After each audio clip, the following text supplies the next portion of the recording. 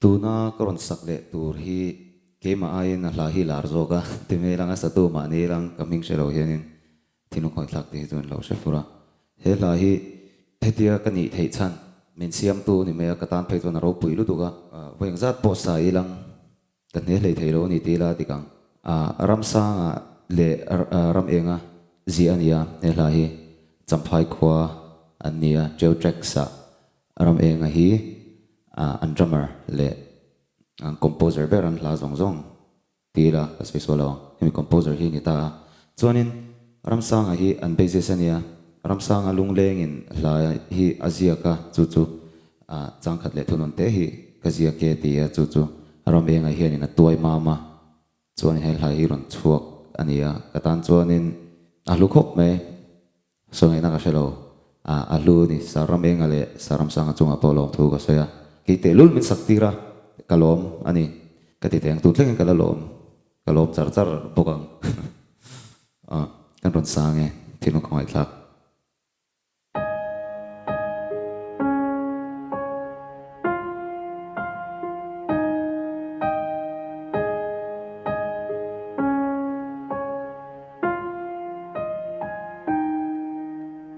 oi ahar tung kwanuro rel dan hi sak mel trapa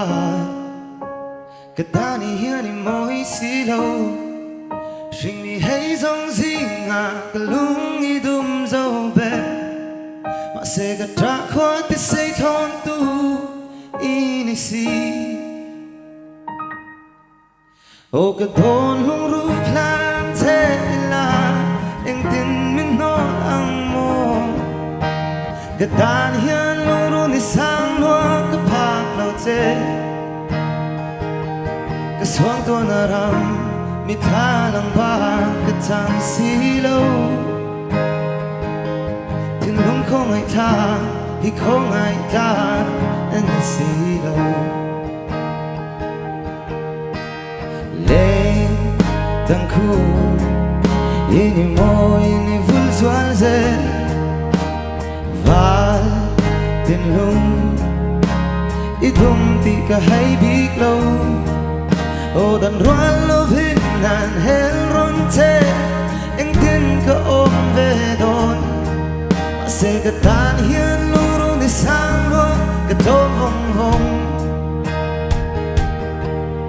o ka don lung ru klan te la min lo po mai te la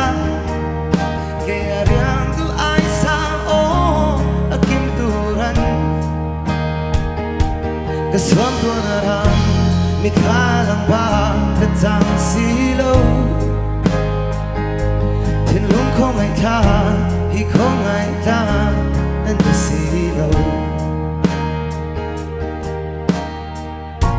mi ba chuan phu lo kan nei lo kan ti thi a se ka ta ni sang lo ka chong am lo te o ka don lung ru klan te la eng tin min no ang mo ka tan hian lu ru ni sang lo ka tom ka swang tu na ram mi tha lang ba ka chang si lo tin lung khong ai tha hi khong ai ta an si lo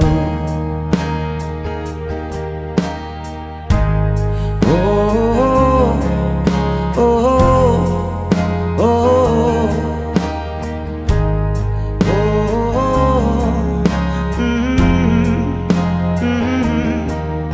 oh ka don lung ru klan te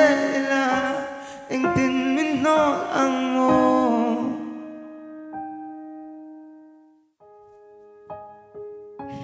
lo me o se ki bu chuak thir tu te tuna hin ror cafe a kan oma ni som ni pako zan kha live benin thiam tak tak te musician thian te ka nei nola chung ho te nen chuanin kan ron design do na ni live mun hi rimoin program hi dar nga changa chana ni nga ge tai ho nga dar nga ele in